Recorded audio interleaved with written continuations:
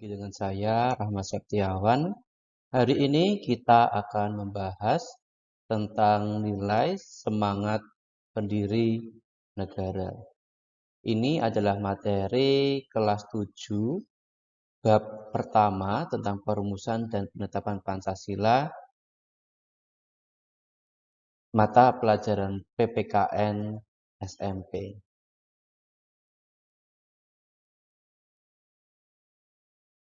Kita awali dengan apa itu semangat kebangsaan. Semangat yang tumbuh dalam diri warga negara untuk mencintai serta rela berkorban untuk kepentingan bangsa dan negara. Para pendiri negara dalam perumusan dan penetapan Pancasila sebagai dasar negara telah menunjukkan komitmen kebangsaan.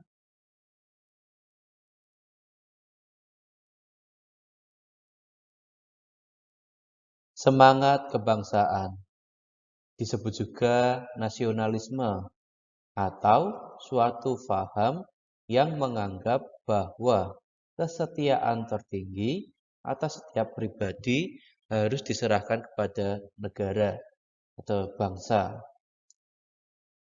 Semangat kebangsaan juga berarti patriotisme, yang artinya semangat cinta tanah air atau sikap seseorang yang bersedia mengorbankan segala-galanya untuk mempertahankan bangsanya.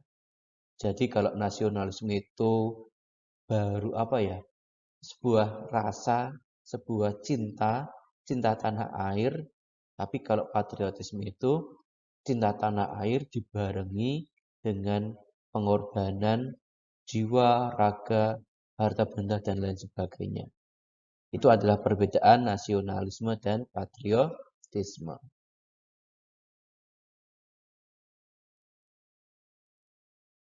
Jenis nasionalisme. Yang pertama ada nasionalisme sempit atau negatif. Nasionalisme ini adalah semangat cinta tanah air yang tinggi dan berlebihan hingga memandang rendah terhadap bangsa yang lain. Jadi cinta tanah air, cinta negaranya sangat tinggi sekali, tapi juga memandang rendah bangsa yang lain. Contohnya Jerman, warga negara Jerman saat Perang Dunia Kedua, mereka menyatakan bahwa ras Arya atau suku bangsa mereka adalah suku bangsa yang paling superior di dunia. Yang lain itu tidak bagus, lebih jelek daripada ras Arya.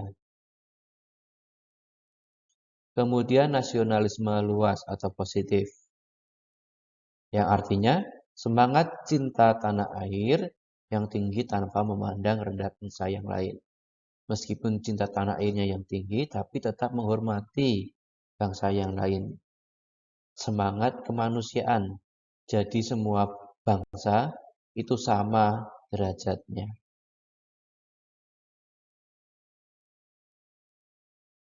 Kemudian faktor pembentuk nasionalisme. Yang pertama, faktor objektif yang terdiri dari bahasa, warna kulit, kebudayaan, adat, agama, wilayah, dan lain-lain. Ini objeknya, bendanya ya. Jadi bahasa bisa membentuk cinta tanah air.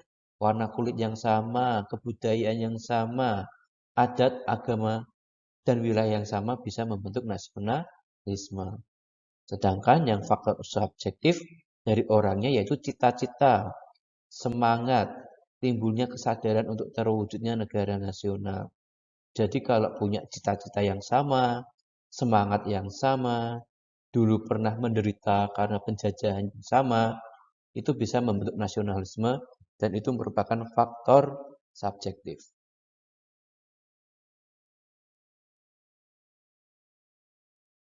Hal-hal yang terkandung dalam jiwa dan semangat 45, JSN 45, diantaranya adalah sebagai berikut. Yang pertama, pro patria dan primus patrialis, yang artinya mencintai tanah air dan mendahulukan kepentingan tanah airnya. Jadi kalau negara sudah memanggil, ya kepentingan pribadi, kepentingan keluarga dikesampingkan dulu, harus memenuhi panggilan negara. Kemudian ada jiwa solidaritas dan kesetiakawanan dari semua lapisan masyarakat terhadap perjuangan kemerdekaan. Kemudian ada jiwa toleransi dan tenggang rasa antar agama, antar suku, antar golongan, dan antar bangsa. Kemudian jiwa tanpa pamrih dan bertanggung jawab. Tanpa pamrih berarti melakukan sesuatu tanpa mengharap imbalan.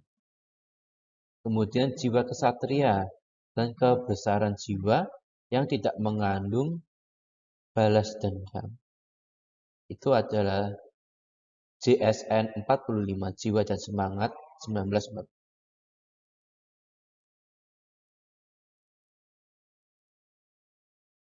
Nah, contoh penerapan semangat pendiri negara dalam proses perumusan dan penetapan Pancasila sebagai dasar negara dalam kehidupan sekolah. Penerapan semangat pendiri bangsa itu apa saja sih? Mudah ya, dengan belajar dengan giat. Meskipun offline, meskipun online, harus giat belajar. Tidak boleh malas. Kemudian gotong royong membersihkan kelas. Dulu pendiri bangsa juga gotong royong ya, saat merumuskan dasar negara, saat proklamasi, saat sidang-sidang penetapan, itu semua mereka gotong royong.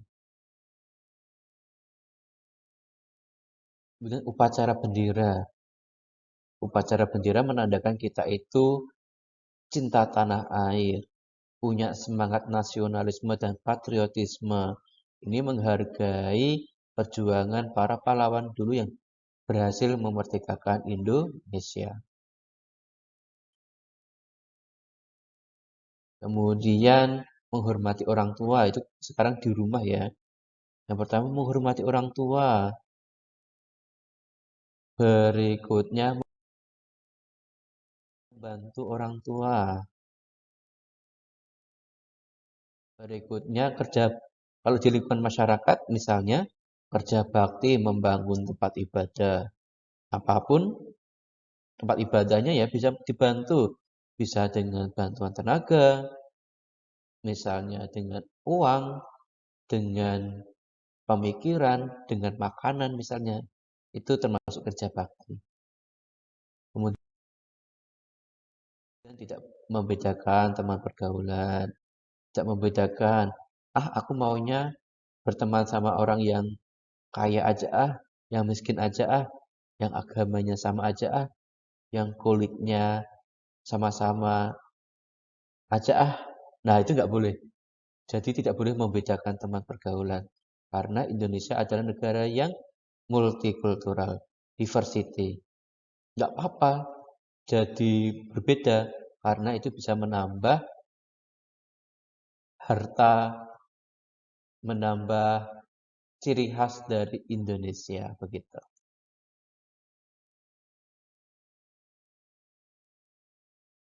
Kemudian membantu orang yang kesusahan. Jika ada nenek yang mau nyebrang jalan, dibantu. Jika ada teman, orang tua, tetangga yang butuh bantuan benerin HP, ya dibantu gitu ya.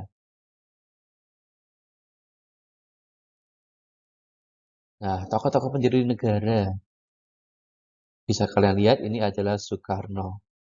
Soekarno punya jiwa rela berkorban.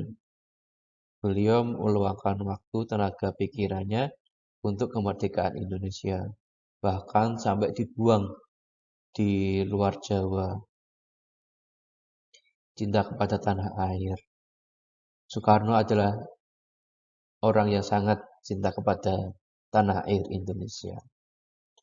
Kemudian berani dan tegas. Tanpa keberanian dan ketegasan, Pak Soekarno nggak bisa menjadi pemimpin kita. Nggak bisa dipilih jadi presiden pertama. kemudian pantang menyerah. Bung Karno tidak menyerah.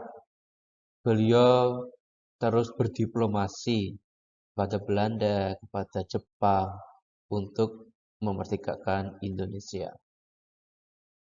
Bertanggung jawab, meskipun beliau sakit malaria saat proklamasi, beliau tetap bangun dari tempat tidurnya untuk mendeklarasikan proklamasi. Bekerja sama dengan orang lain. Bung Karno tidak sendirian. Bung Karno juga dibantu oleh orang-orang yang lain. Ada Bung Hatta, Mohyamin, golongan muda, golongan tua gitu ya. Kemudian ada pihak Jepang, semuanya dirangkul beliau untuk kemerdekaan Indonesia. Kemudian mendahulukan kepentingan bersama. Dan beliau bisa saja mendahulukan kepentingan pribadinya, kepentingan keluarganya. Tapi beliau lebih memilih mendahulukan kepentingan negara Indonesia.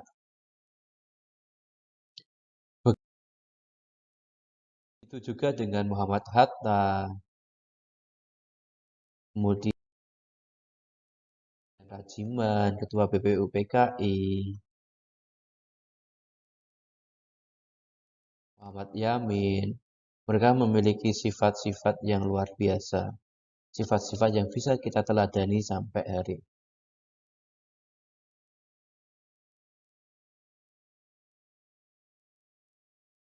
Nah, pahlawan-pahlawan ini adalah pahlawan-pahlawan yang mengusir penjajah, kemudian mempertahankan kemerdekaan, dan mengisi kemerdekaan kita dengan penuh susah payah. Sehingga sebagai penerus bangsa Indonesia, kita harus menteladani semangat nilai pendiri bangsa ini.